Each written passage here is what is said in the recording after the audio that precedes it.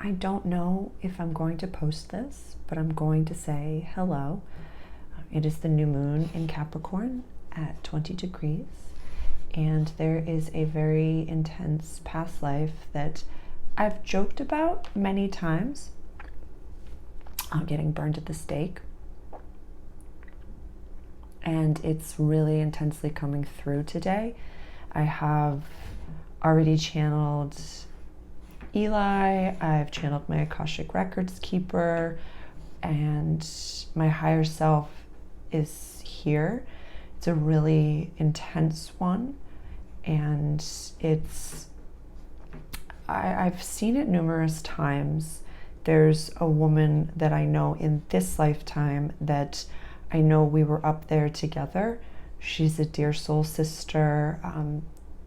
They're saying there's 3 of us up there. I know exactly who they are. You know those friends that you can spend time with and time and space get lost, and you just forget about anything? You could talk for days and hours. I was texting with these 2 women earlier today to set up a tea time later this week, or next week, pardon me. I think it's a week from today. And there's a lot that's coming through. So they want to show it in reverse. We're going to Tarantino this. And so we know that, and please just, if I think I will share this, just time out and pause the video now and ask yourself if this is something that it's going to get violent and it's going to get gross and weird. Yeah, my higher self is saying violent, gross, weird, and possibly anxiety producing. It's an unlocking past life because we've all been the one to sell us down the river. We've all been the murderer and the murderee. So when you step into multidimensionality, you have to, it's when you're looking at the nasty parts of yourself and things that you've done wrong and you're accepting your shame that you're even able to look at these things, Sarah. So it's very deep and powerful. And this message is for those who are doing that deep inner work, the feminine and the mystical. So this message is for all of us. And they do want me to share this. Like, not today. You don't have to worry about it today. Like, I've finished the Lilith canvas today. I am just sitting in my kitchen and have been going over chakra stones, and this is my goal for the year. Yeah, I'm on the prologue right now, so it's a beautiful, and I just want to highlight this really quick, that like actually sitting down and reading that and helping to expand my attention span again. Used to read all the time, and before COVID, and I think it just has really, insert reels and every little bit of our brains kind of losing their attention span. So, okay, please ground with me. I know I'm sitting with my feet perched, but let's just spend a moment together to ground.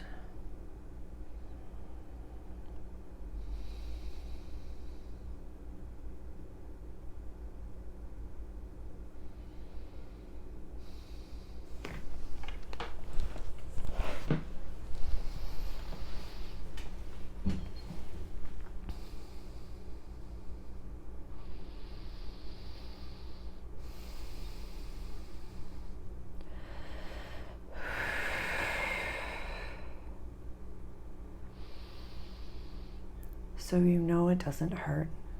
You know you had to die. I've seen that before. And a light worker that I know and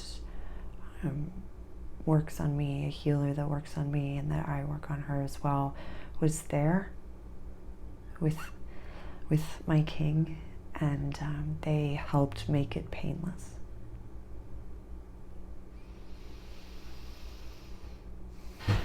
They helped make it painless. And so I stood very tall and very proud, and my hands were tied behind my back around the stake, and it was a little awkward, they're showing me. Like, I kept trying to put my chest up the way that they bound me, I don't know if you can see. It's like they bound me so my hands were out really far, so like my shoulders were shrugged, and I just kept trying to, oh my God, this is really weird.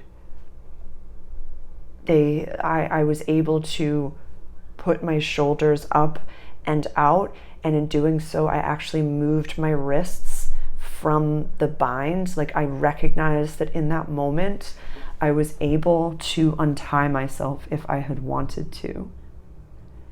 And I chose to stay with my sisters because I knew that if I had untied myself, I would not be able to save them.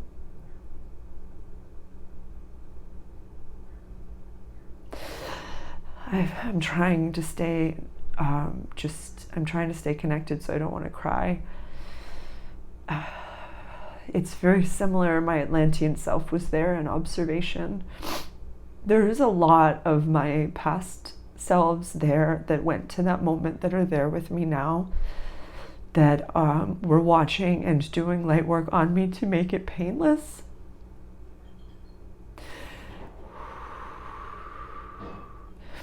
The teams of my sisters were also there, and the daughter of one of the women that was also there was the one to make it painless for her.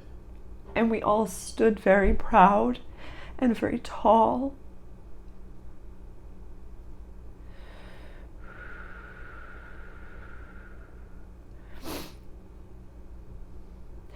We know now, and what they want me to remind us is that the ones that gave us away, sold us down the river, if you will, were our companions and friends. And they said clients, siblings,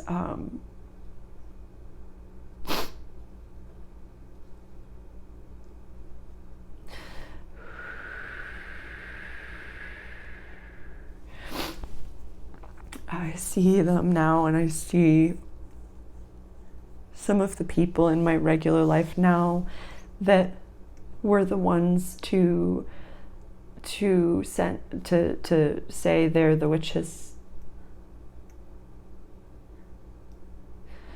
Some are men that I know now. I don't know what gender or age they were then. There were children that thought this was a joke, and so very young kiddos would be a part of the witch hunt. They're showing me a parallel right now to the gender issues right now and the transitioning of youngsters, and they're showing me that later in life, these kids, even a few minutes later, they're like, what just happened? They thought it was a joke. They didn't understand the intensity of it. They're saying that it's very specific to my region. I live very close to Salem physically, and so this is very specific to my area of the world. They're also saying that that issue is very cultural.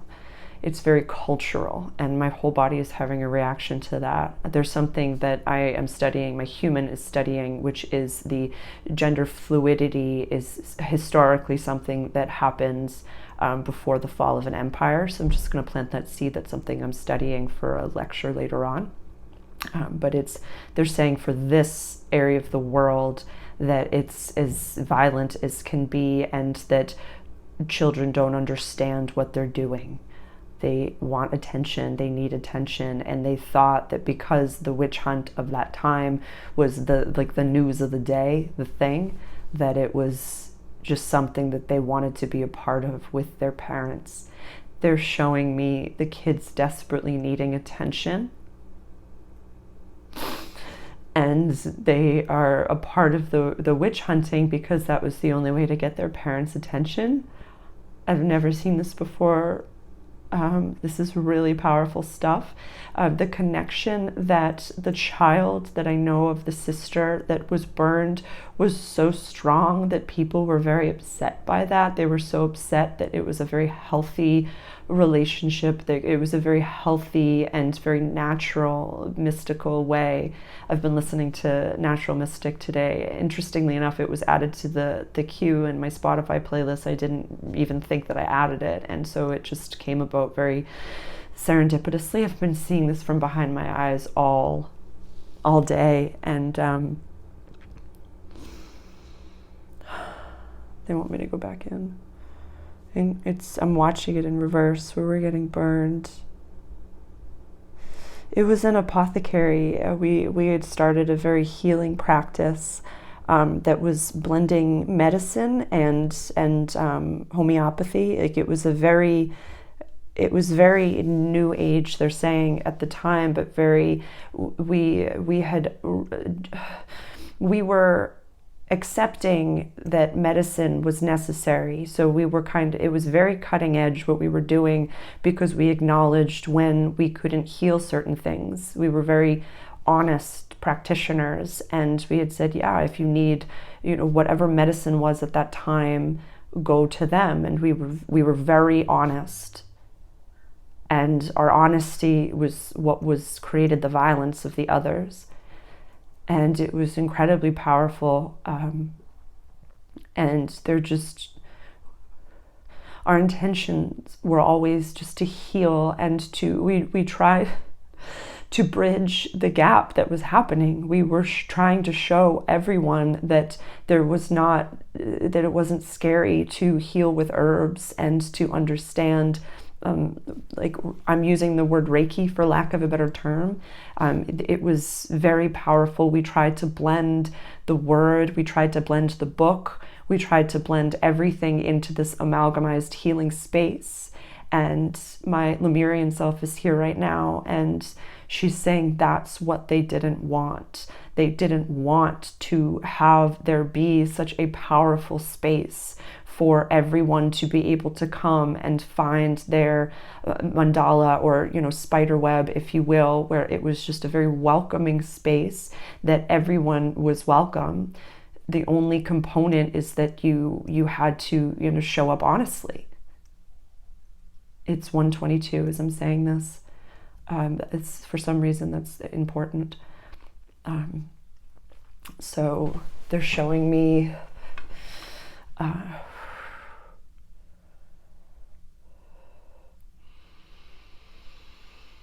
we were all widows.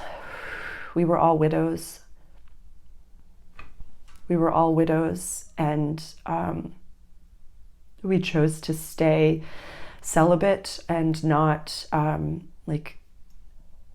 date again, whatever that means at that time. We just were not allowing ourselves to be courted anymore.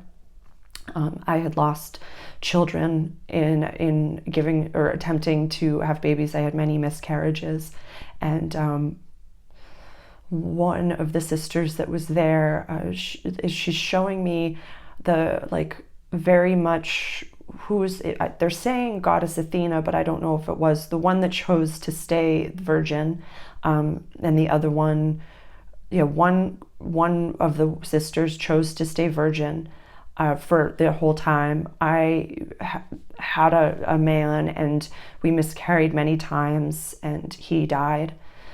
And the other woman, her husband also either died or left, maybe, I don't know.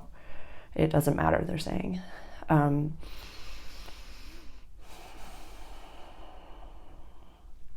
Yes, it was it was becoming too powerfully to heal, and they saw who I'm saying, who is they, and they're like, they saw how powerful it was, and how just pure and genuine it was. They knew.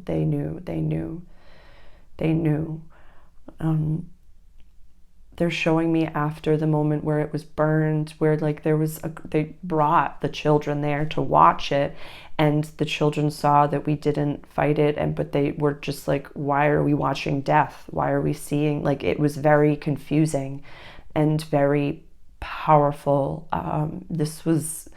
We were some of the last witches to be burned.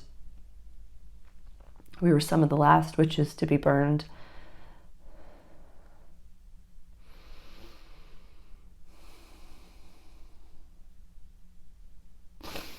my higher self just said, go deeper. And I noticed that my hands were unbound, and that she's showing me that my sisters also were able to unbind their hands, and we held hands. We held hands as we were burned. And the people saw that. They saw and watched in awe as we smiled. And we were dancing in the fire as if it was water. And each of us three, there's a power to the three. There's a power to the three. There's a power to the three. And I am the middle of three sisters, of three girls. These were not those sisters of the time. They were part of the people to come help make it painless. They saw and knew. They're showing me, it's my human brain can't comprehend this, but they're showing me that my soul did come like a little bit first, and then my birth family like saw their justice from the same realm, but they came soon after. I was rambunctious and I was super ambitious. I saw the need of the humans, and I came down and immediately recognized that I needed family here. You need family and support here. It's very important to have community wherever it comes from, to hold hands. I did not expect this, y'all. I did not expect this. So thank you for being here if you're here.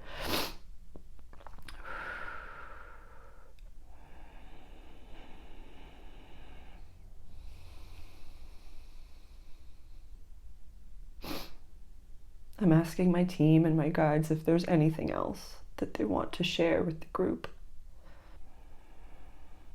This will never happen again. This will never happen again. Step into your sovereignty and into your light and heal. They will never do what they've done before, but you must look at all sides of it. You must look at all sides of it always and accept your part in everything. They're showing that I was not always as gracious to my suitors. I kind of like was disrespectful to them, and for that I am sorry.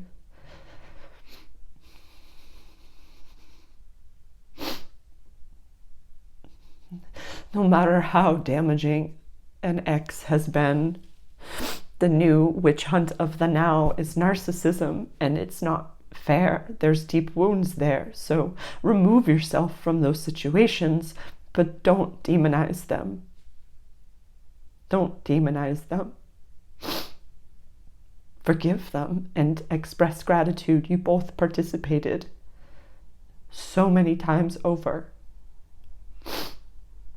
So many times over.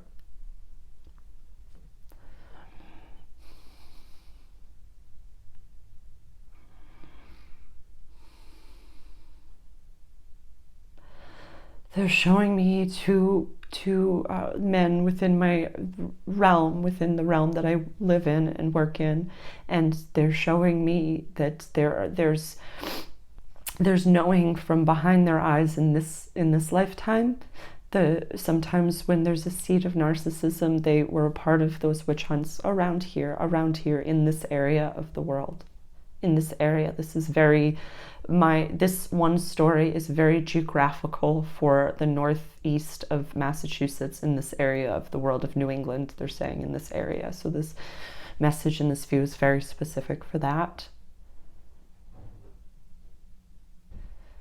Forgive the situation, they're saying.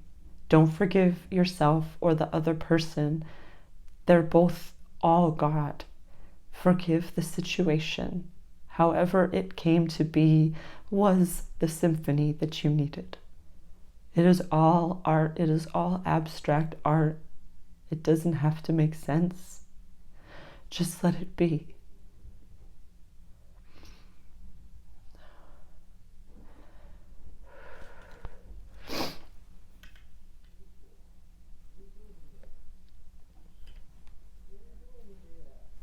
Love you.